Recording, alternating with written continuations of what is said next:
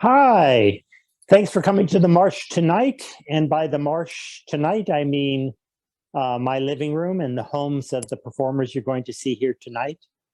Um, yeah, boy, listening to some of the wonderful people who you can start seeing live on our stage. Be sure and check that out if you are at all inclined to for a night out.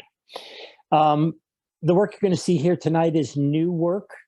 So we've been gathering on in Zoom spaces and trying to figure out what it would might be that would make something meaningful to all of you. And we don't know what we're doing really until we get you in the room with us here or in the Zoom space with us. So um, I encourage your responses in the chat. And Meanwhile, I want to thank the performers who you're going to see tonight. We have three performers, and without further ado, I'm going to introduce our first performer. Here is Tracy Vernon.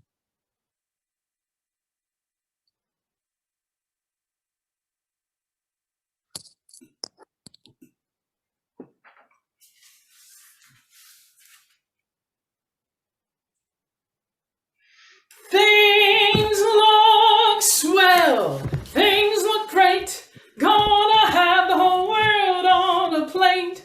Starting here, starting now, honey, everything's coming up. Put your hands up! My name's Tracy Vernon. Don't shoot. I'm a teacher for the San Lorenzo Unified School District. I'm just opening my classroom. Shut up and put your hands up.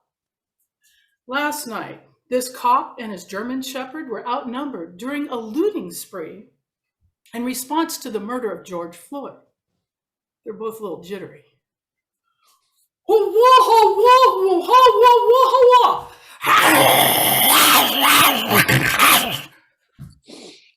I can't understand you. Shut up and put your hands up.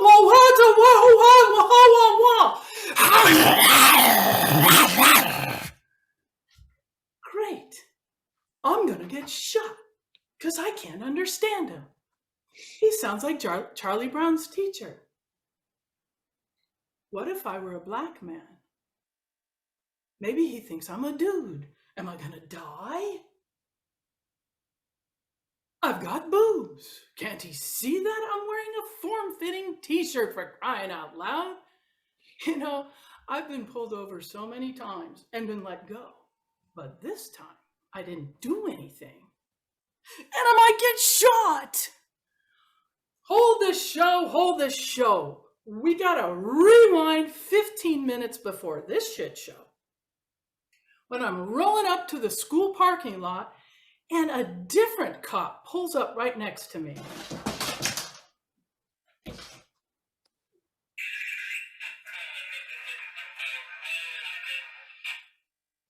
Excuse me, ma'am. Have you seen the homeless guy that, turns on the water faucets? The water bandit? No, but should I be worried? Should I leave the school? No big deal. If you see him, give us a call. I guess the jittery cop holding the gun with the dog didn't get the memo that it wasn't a big deal. Or maybe I didn't get the memo that the water bandit was actually armed and dangerous. Now back to our jittery cop aiming the gun at me when he finally gives me a command that I can understand. Get the hell out of here!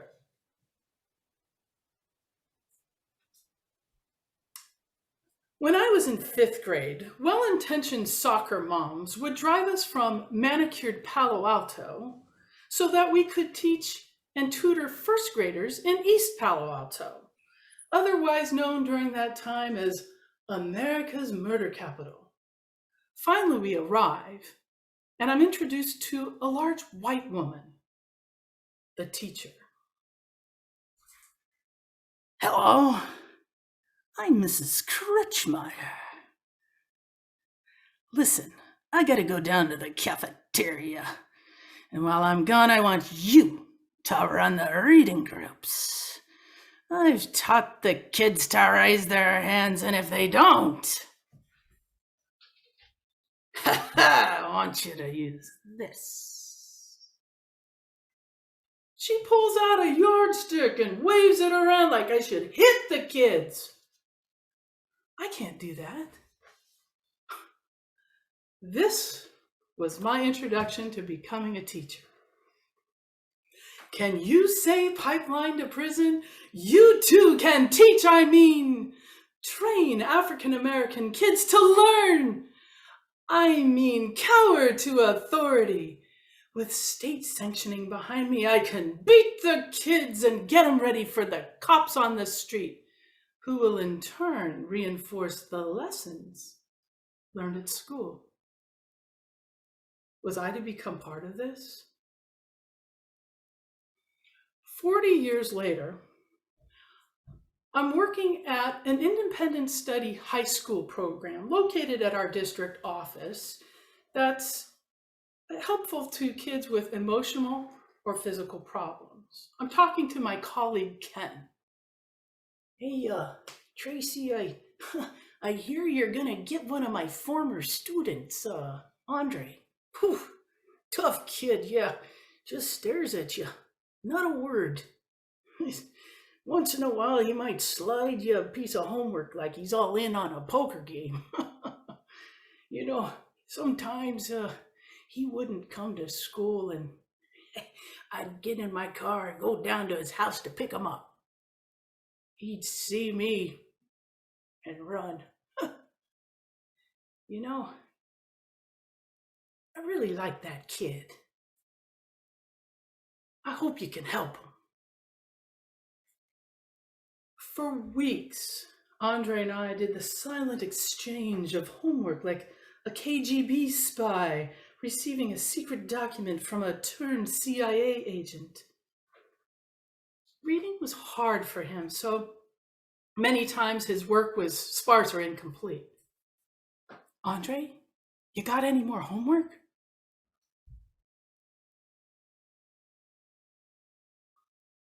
Can I help you with something?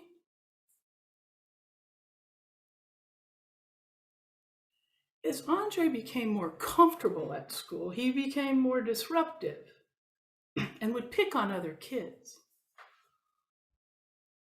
Why are you so quiet? Why are you wearing that shirt? That looks stupid. Andre, I need to see you in my office right now. You can't talk to kids like that.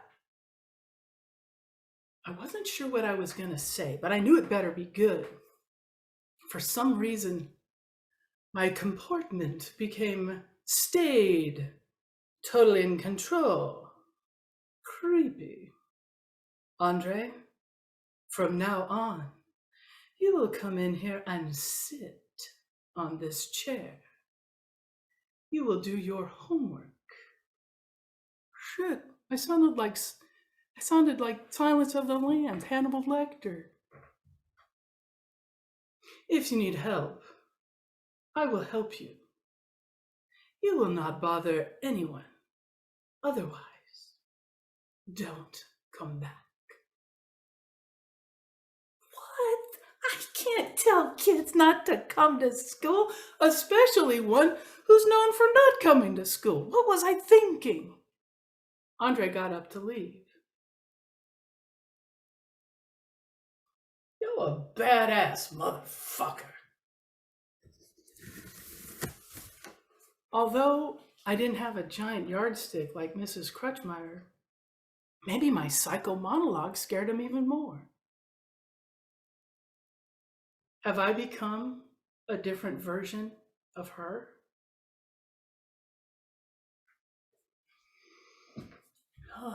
Hey, Tracy, where's Andre? I haven't seen him around for a while.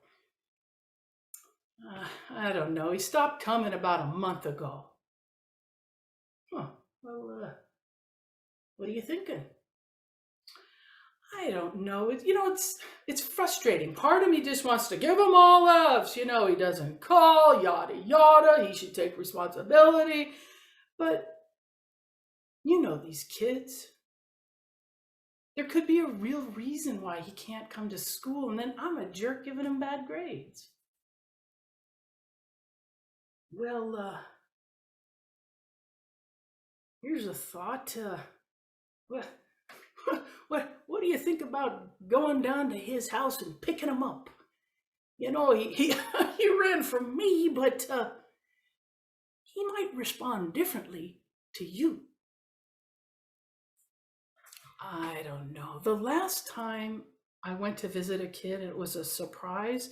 When the kid opened the door, he looked terrified. Now, I know I'm horrible, but come on, I'm not that horrible. His eyes darted to the right, like he was hiding something. When he turned to go get his homework, peeked my head in to see what he was looking at. And there, pressed up against the wall, was a man in a full commando outfit, holding an automatic rifle. Ken, I'm not going to do that again.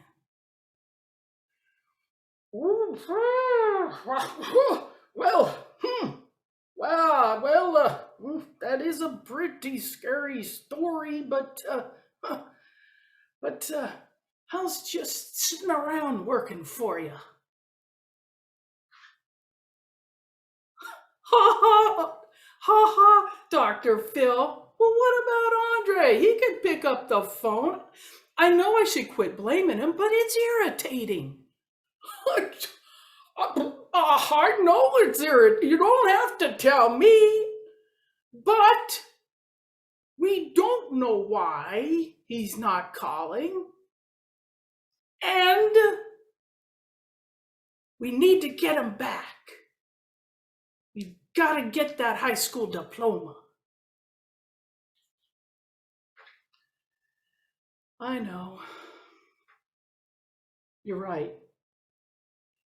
Well, maybe he could go down to where he works. Might be a little less dangerous. And one more thing. A word to the wise. The next time you visit a kid and you go to the door, stand to the side of the door so you're not in direct line of the bullets. I did know where and when Andre worked, so I scoured the Kentucky Fried Chickens of the greater San Lorenzo area. Hi, I'm here to see Andre. I'm his teacher. Oh, snap! Andre, your teacher's here! Andre came from around back. Again, that stare. Andre, I see you working hard. Real hard. Please come back to school. Andre returned. Andre, where have you been? I went to a funeral. Family member got shot. Then I went down south to visit family. I'm sorry. I didn't know. You have no idea what it's like to be a black man. You're right. I don't. Ms. Vernon, I want to become a prison guard. That's what I want to do. Oh my God, he's actually talking to me. Okay, yeah, sure, I'll help you with that. At first, I didn't understand why he wanted to become a prison guard until I remembered his mom telling me that when he goes down south to visit family, he goes to see his dad in prison. I knew I needed to create something specialized for Andre to hook him into school, so I found disturbing pictures of inmates brawling or attacking guards, and Andre would have to do a write-up describing the scene and how he quelled the mayhem. He also needed to have an art assignment, so I found an old cursive workbook. I find that kids actually enjoy reviewing or learning cursive. Cursive had all but been eliminated from the curriculum. Keyboarding for computers replaced it. And most kids were game. So was Andre. How much more before I have to catch up? You got double for the next 2 weeks. Miss Vernon, I got plans. I'm gonna save my money, buy a house, and get married. That stare was now replaced with confidence and conversation, and he felt more comfortable with me. Miss Vernon, you want to come to my kickback? What's a kickback? It's a party for a few people. Oh, come on. It's not the 70s where teachers partied with their students and broke God knows what boundaries. No, I didn't go. But it's always nice to be invited. A couple weeks later, Andre was a hair more animated. I knew he wanted to talk. Hey, Andre, what's going on? I've got a new job. Oh, yeah? Where? UPS. I had to pass a test. What was on the test? Cursive. I had to read cursive.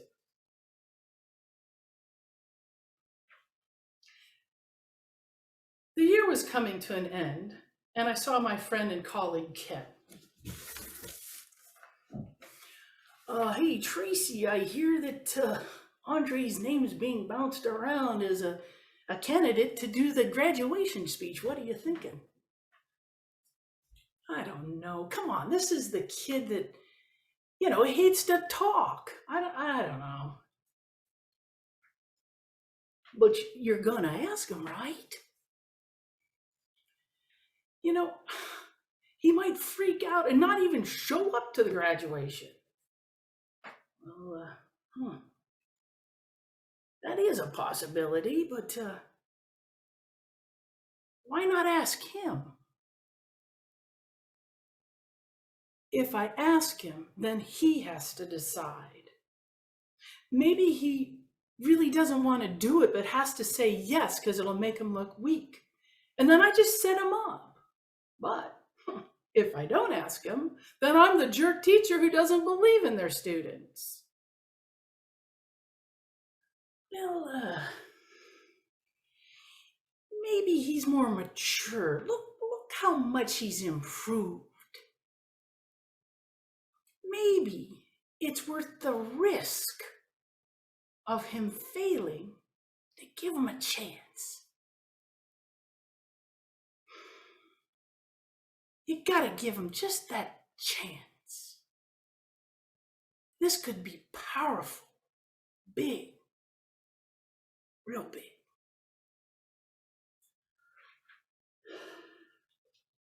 I hate this. You're right. You're right. I'll call. Hey, Andre, it's Miss Vernon. You've been chosen to do the graduation speech. What do you think?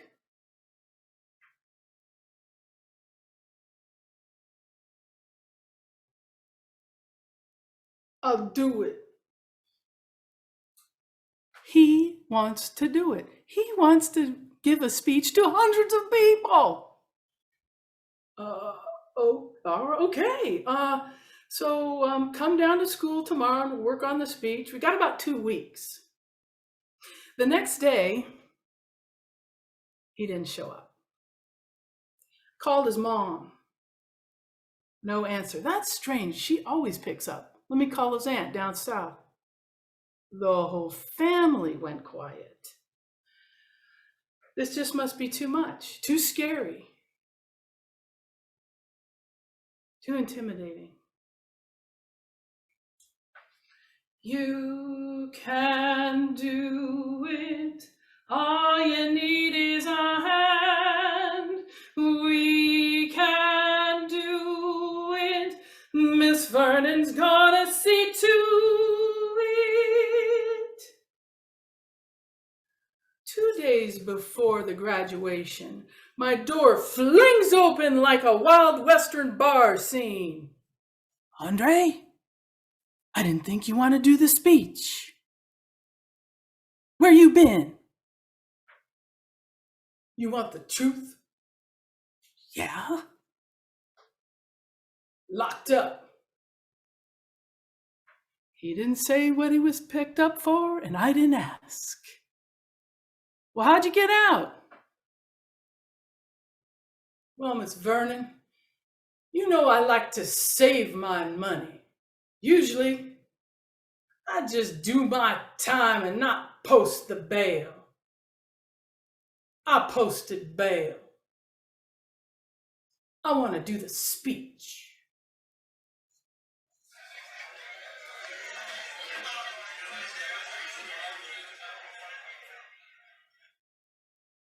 Welcome, students, parents, and faculty. Today, we celebrate our graduation. At first, I wasn't interested in coming to school. Once I got the motivation from my friends, family, and teachers to actually come to school, my life really changed.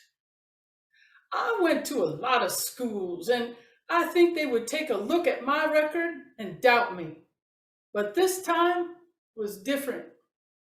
They saw me for me, not judging my past. We had conversations about my life and how I could improve it. I began to see a bigger picture. So many of my family and friends were arrested, incarcerated, or killed. I thought that was my same destiny. But I started to think differently about my future. I want you to know, if you are sitting out there and you are going down the wrong road, that you can turn it around. You have to start with you. Don't worry about what other people think. As you change and show you are becoming a better person, your real friends will support and respect you. But most importantly, you will grow to respect yourself. So, to my fellow graduates, here's to you. Use what you have learned to make this a better world. I know I will. Everything's coming up roses for me and for you.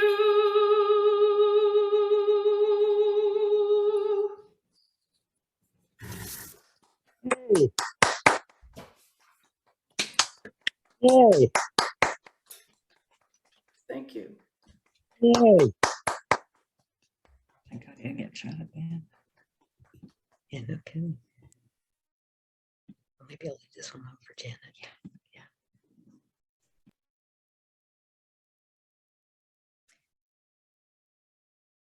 I found out right away that this lifetime was going to be rough. Here I am at 1 week old with my mother. Look at her expression.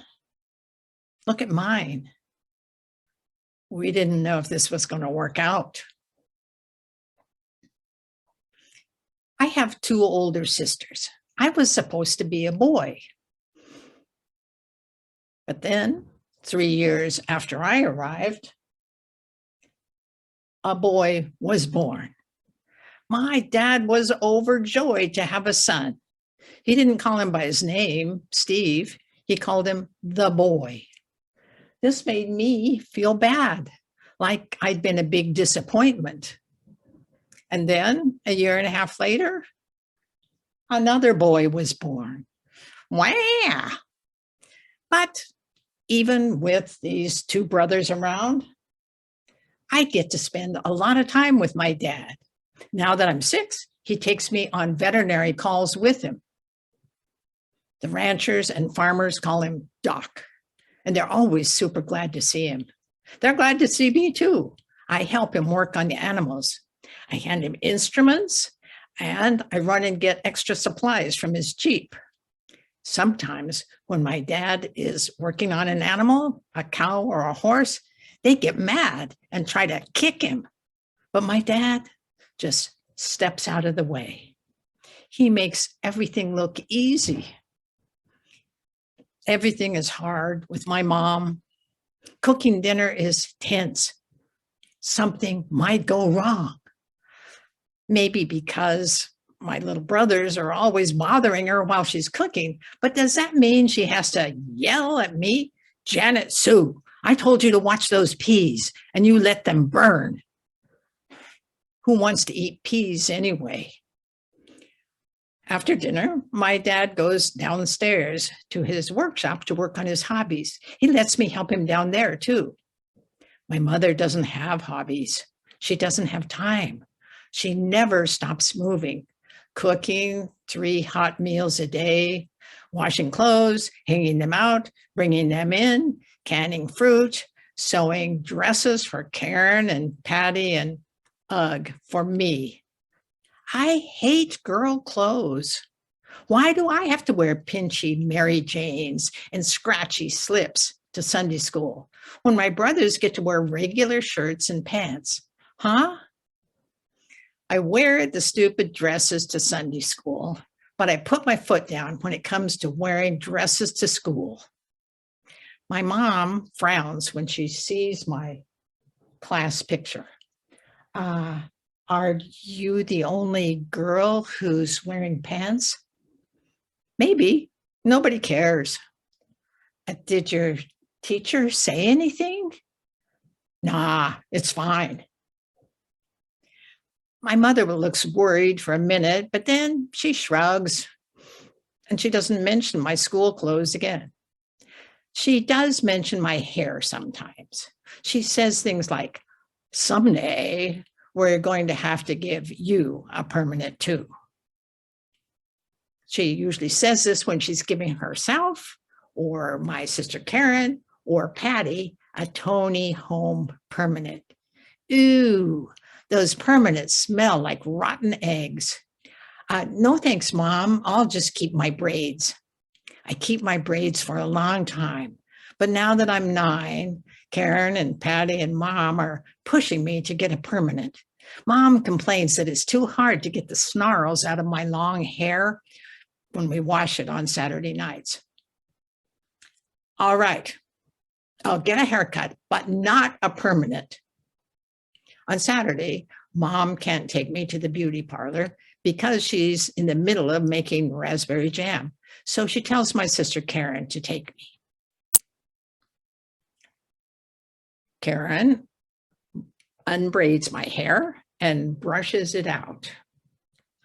Go put on a pretty blouse. No. All right, come on.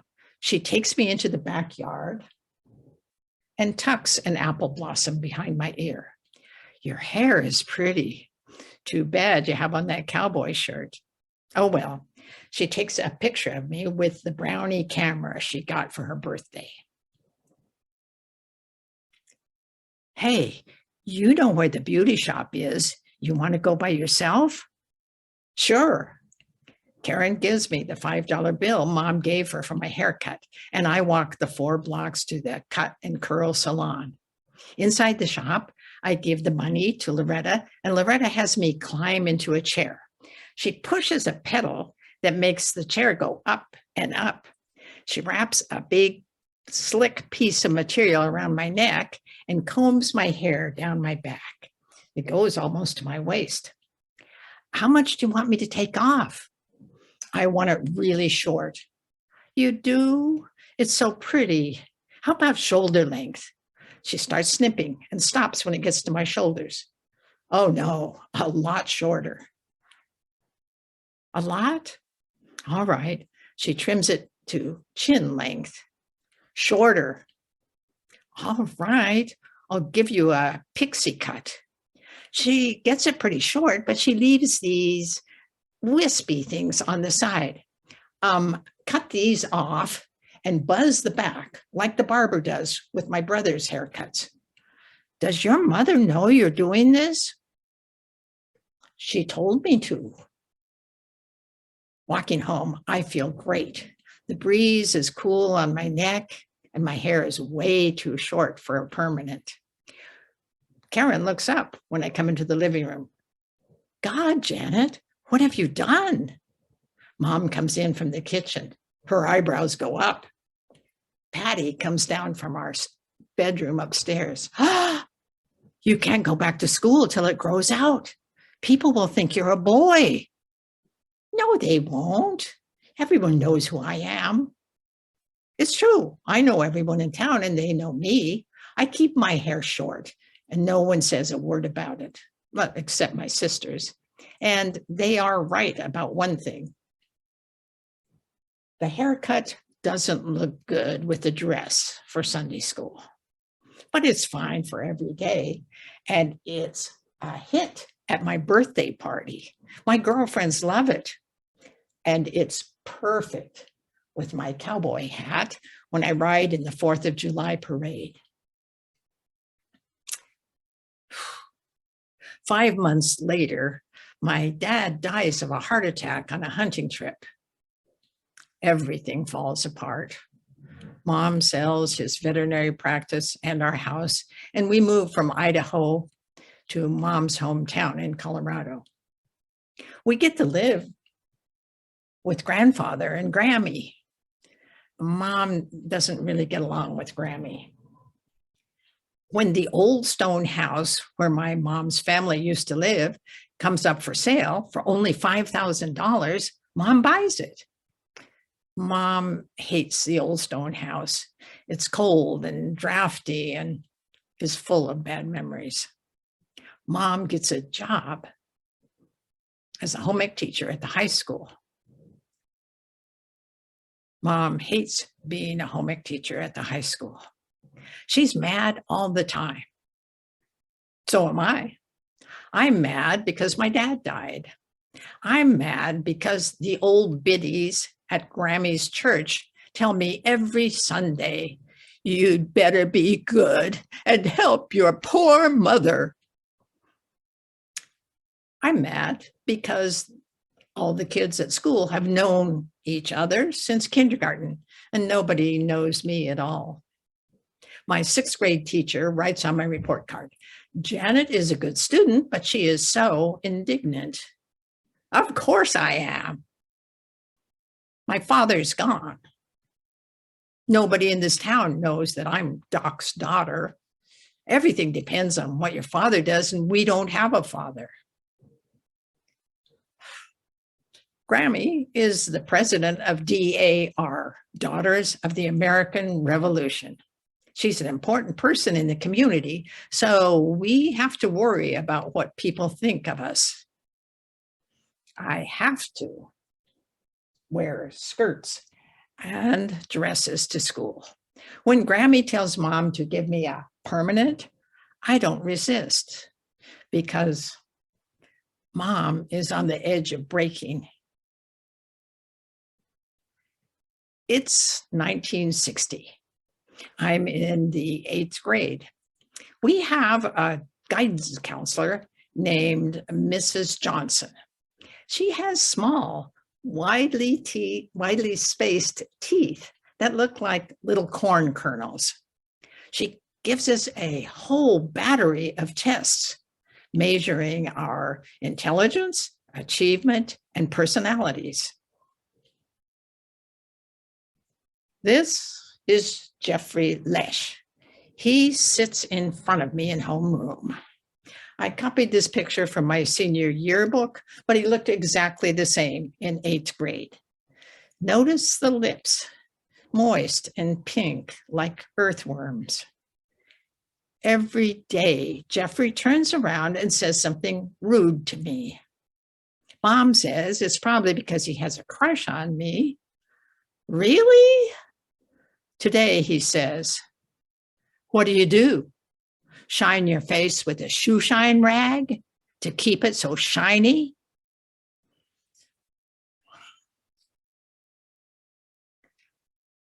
Mrs. Johnson comes in near the end of the class to hand back the results of our personality tests. What are these scores for masculinity and femininity? Jeffrey turns around and snatches my test results. Whoa, everybody, Janet got higher on masculinity than I did. I want to hide under my desk, but instead, I grab back my results, worm lips, and wait for the bell. That night, I show my test results to my mom. Your guidance counselor tested junior high students for masculinity and femininity. That is so asinine. Don't pay any attention to it. Is there something wrong with me? Absolutely not. But what does it mean? Mom goes over to the bookcase and takes down one of her education books. Well, masculine traits include being assertive, forceful, willing to take risks, competitive, and dominant. And females are supposed to be yielding, shy, soft-spoken, gullible, and childlike. That's stupid. My friends and I aren't like that. It is stupid, but there are people who expect women to be like that. You and Daddy didn't expect us to be like that. No, we didn't. These are my friends. We call ourselves the Eager Eight. This picture was taken before cell phones and selfies were invented, so we had to take turns crowding into a photo booth. Last week, we graduated from junior high, and tonight we're at a slumber party at Lexi's grandparents' house out in the country. Lexi's grandma makes us the best fried chicken and homemade biscuits that I've ever eaten. Incredible corn on the cob, too. After dinner, we roll out our sleeping bags on the tiny lawn behind the farmhouse and change into our pajamas. Lexi turns on her transistor radio. The DJ plays Chubby Checker, and Francie shows us how to do the twist. When it's completely dark and the light goes out in Lexi's grandparents' bedroom, we put on our shoes with our pajamas and head out for adventure. Lexi takes us across the road and up the hill. We climb through a barbed wire fence and go over to the horses in the corner of the pasture. One, a skittish white one, the other, a gentler black one. Marcia, who raises horses and rides all the time, strokes the neck of the black one. She tells me and Sandy to make a stirrup with our hands and boost her onto the horse's back. Bareback and without a bridle, Marcia gets the horse to trot around the pasture. Now they're galloping. Oh, we go wild. Marcia is queen of the night, and we are warriors. When she finally slides off the horse, we're much too excited to go back to the sleeping bags. Lexi takes us to a path that runs along beside a wide, fast-moving canal. The path ends at the edge of Happy Canyon. The canal rushes into two gigantic pipes that carry the irrigation water across the canyon. There's a large iron gate blocking access to the pipes. Danger, keep out, says a sign on the gate.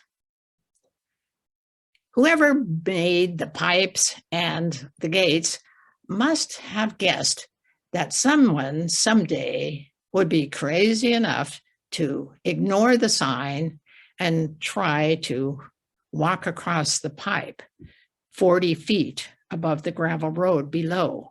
So they welded sharp metal spikes all along the edge of the gate. But did that stop us? No. I went first. Grab the edge of the gate, swing way out around the spikes, grab the other side, and pull yourself onto the pipe. Don't look down. Everyone makes it around the edge of the pipe, the edge of the gate. In front of us, the pipes glisten in the moonlight, damp with evening dew. At first, we walk carefully, then we trot, and now we're running, our tennis shoes beating out a metallic rhythm against the pipe. We freeze. A car is coming toward us.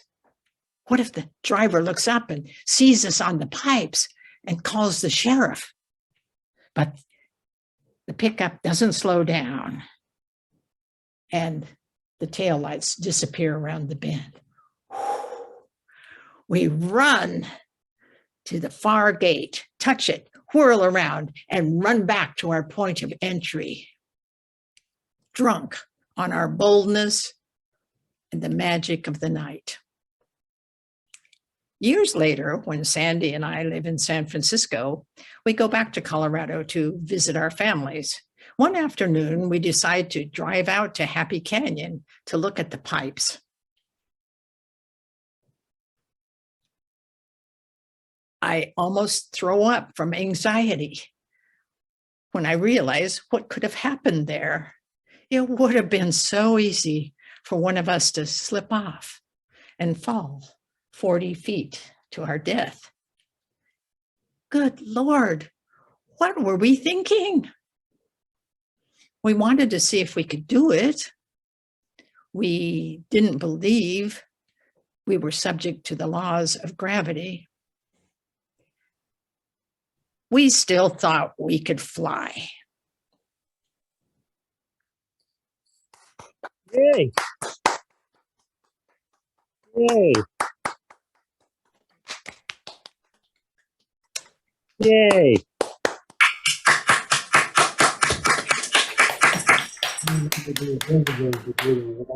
No.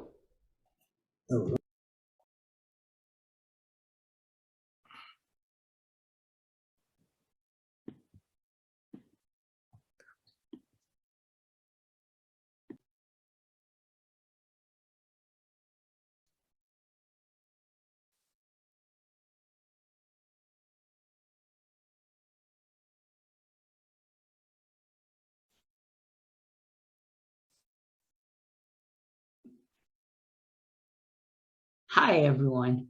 How are you tonight? Oh, good, good, good. I'm talking to you as Zoom people, believe it or not, because that's what I do. I talk to people, right? So I'm, can't see you, but I'm talking to you anyway. This piece is,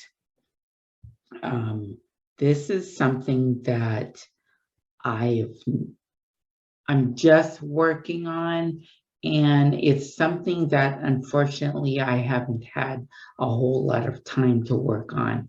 And so I am going to ask you to feel free to react. So use your reaction buttons under the more or use the reaction buttons on your screen. Make comments as you have been with Janet and Tracy. Great performances, by the way, which I really enjoyed. And please, I would love to hear any feedback if this is going in the right direction. Tonight is going to be more of a reading rather than a performance. So I hope you don't mind. Do you? No, I didn't think so. Okay, so here we go.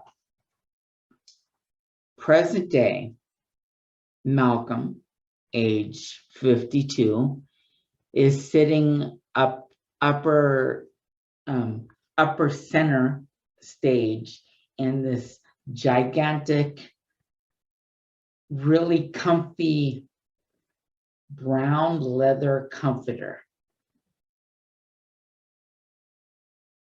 So tonight, I want to tell you something different. I want to tell you a story about me when I was younger. Is that okay? Yeah, I thought it would be.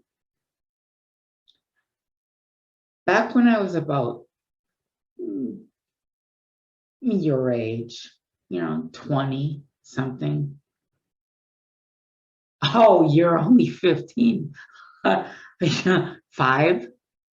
A 5? You're only 5 years old? Oh my goodness. Okay. Wow, you are so big for a 5-year-old. And you're so smart too. Anyway, this happened to me when I was about 23, actually. I had just moved to San Francisco, and I was taking an ethnic studies course in college. Ethnic studies, where we study different cultures. We study Black cultures and different parts of the African culture. And so, new scene. Malcolm, age 23, is sitting at his desk, again up center, parallel to the audience. So the audience sees his profile as he writes in his journal. Dear journal, it's been a while. It's been a while since I've done this, but I felt this would be the best way to handle these feelings and issues that are plaguing me. I'm taking an ethnic studies class, and it's quite interesting. I've never thought about race too much before I moved here to San Francisco, because race was never an issue for anyone in Hawaii except Mama. Oh, I thought of a new way to describe her. She was like a mix between Oprah Winfrey, the Incredible Hulk, and Dracula. Innocent looking, but when she got angry, she'd suck the life right out of you. Today, our teacher was talking about how the white man perpetrates addiction within the Black community as a way of controlling us. We began talking about drugs and alcohol, but then we started talking about sex and food and keeping the Black families addicted to poverty. And then I started thinking about my problem. I don't know if I would call it an addiction. I don't think it's an addiction. Maybe a compulsion, a habit. But if I were to call it an addiction, what would it be? Would it be to sex? Would it be an addiction to love? I don't know. Love. I've always liked that song. L is for the way you look at me. O is for the awesome things I see. August Wilson Pierce.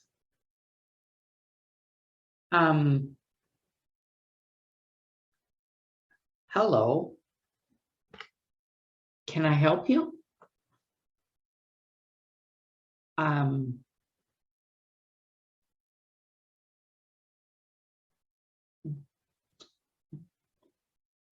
Has anyone told you that you look a lot like August Wilson? But I know you can't be August Wilson because, I mean, he lives up in Seattle and this is San Francisco. So why would you be down here when I was singing a song? Yes, I am August Wilson. I am August Wilson. The August Wilson?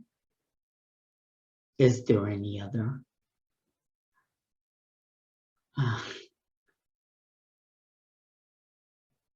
Okay.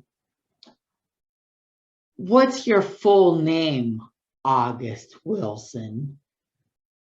Well, I was born August Wilson Kittle.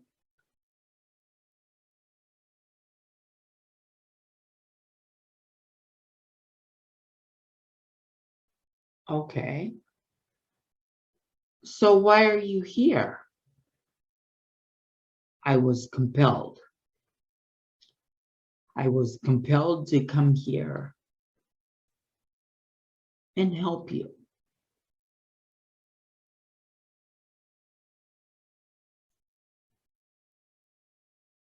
Help me? Why? Because you remind me a lot of myself when I was your age. Incredibly handsome and smart. No, arrogant. Very arrogant. You have an audacity to believe that you can get through anything. And wow, that is arrogant. That is a very good trait.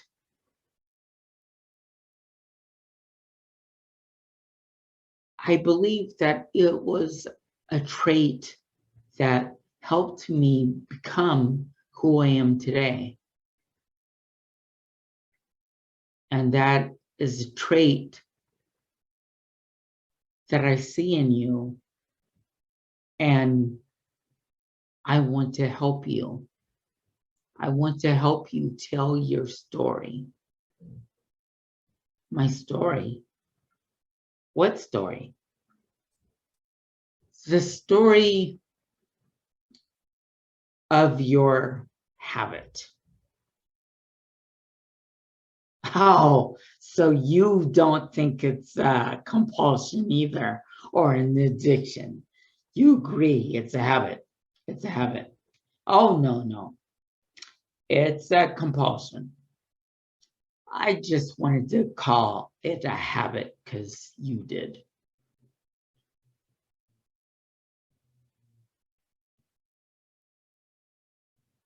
I want to take you somewhere.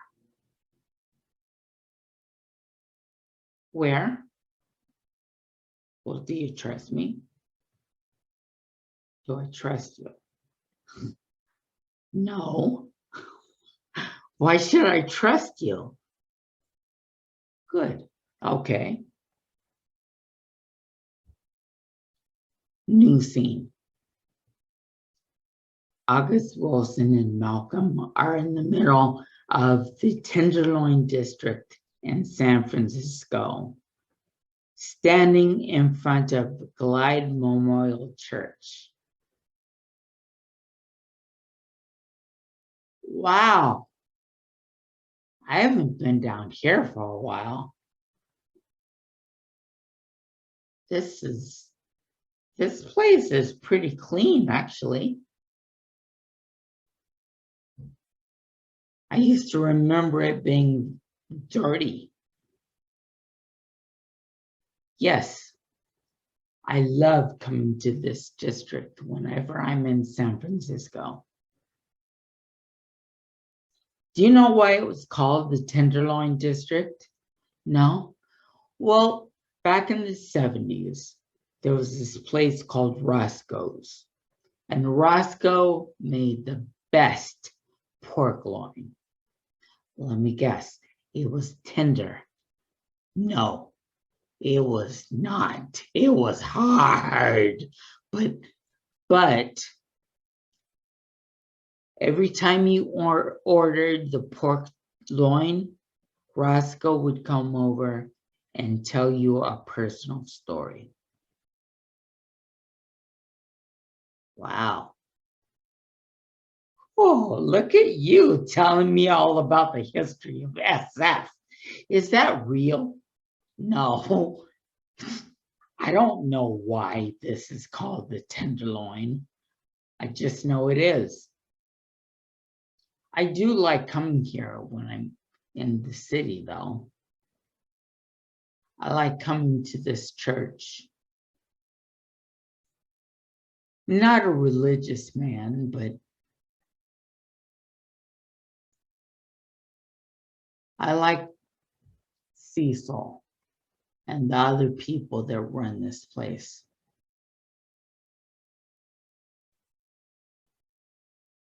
Ah, it's just about time. Let's go in. We walk in the center. There's a meeting going on. It's a meeting.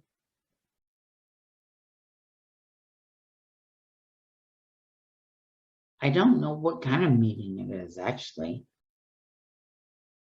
But it's a group of people, and they're sitting around in chairs, and they're just talking. Doesn't seem like any kind of church to me. I mean, I'm not a church-going person either, but my folks over in Missouri, they are, and I go to church with them, and it's formal. This is no church. Come, let's sit down.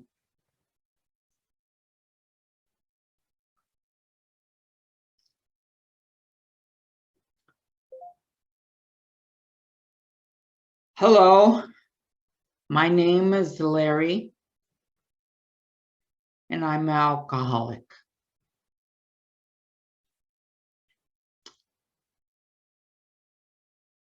It's gotten bad. I was going well for a little while. I was hit my 30 days sober. Thank you. But then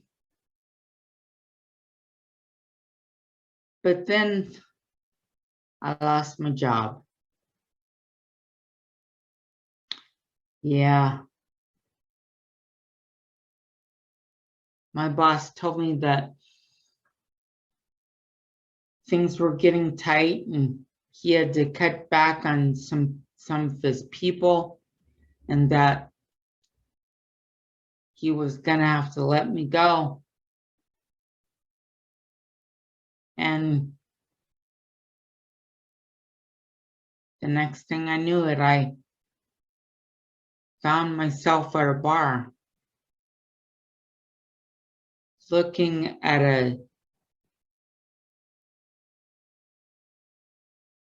bourbon straight.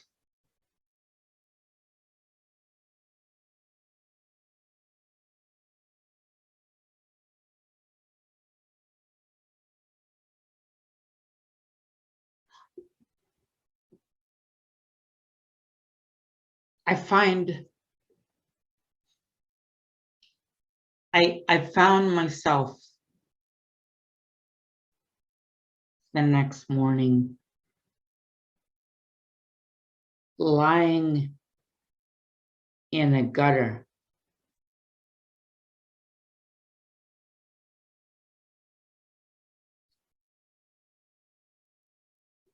My shoes were gone,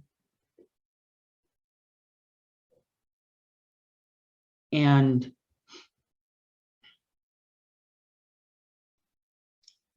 I had realized that I had slipped.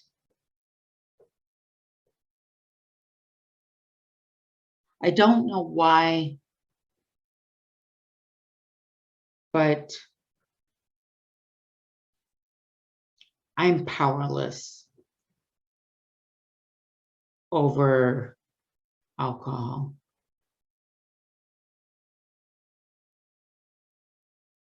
But I do know that with your help, I'm going to start again. Thank you, Larry. Thank you for sharing. I really appreciate that. So is there anyone else here who would like to share? Yes, I would. Come on up. Okay. Hi, my name is Malcolm, and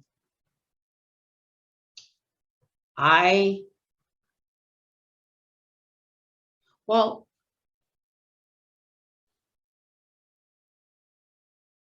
thank you. I have a problem.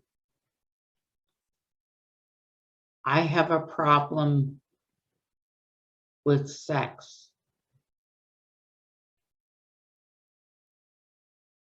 And it started when I was 13.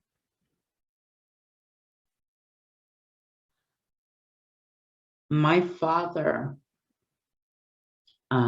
well, first, let me tell you, when I was 9, I had an illness and I had lost my ability to walk and talk, and I had to relearn that. And my mother ended up pushing me back into school with my friends before I was ready. And I was bullied. And I lost all self-confidence.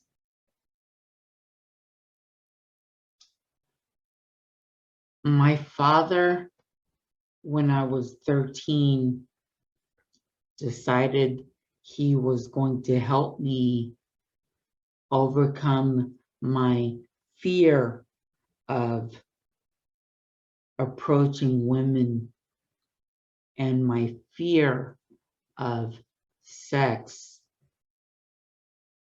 by setting me up with a prostitute.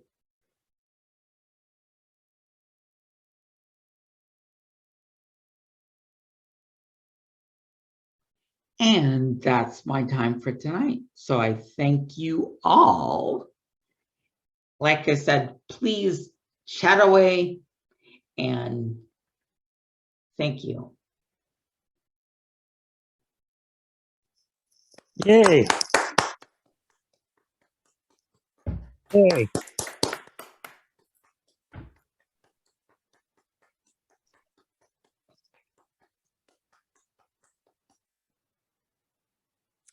Thank you all very much for coming tonight, and thanks to all the performers. Good night, everybody.